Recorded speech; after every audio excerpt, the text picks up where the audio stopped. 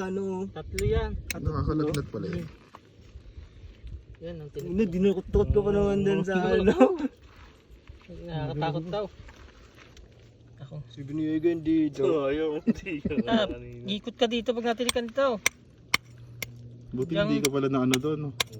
Yung pinaulit-ulit ko pa sa akin sa tinakot kaya nga binitawan ko ito yung ano hito na ano. Tatlo yan, tatlong tinik niyan. Isa to, sa magkabilang gilid. Isa na. Oo.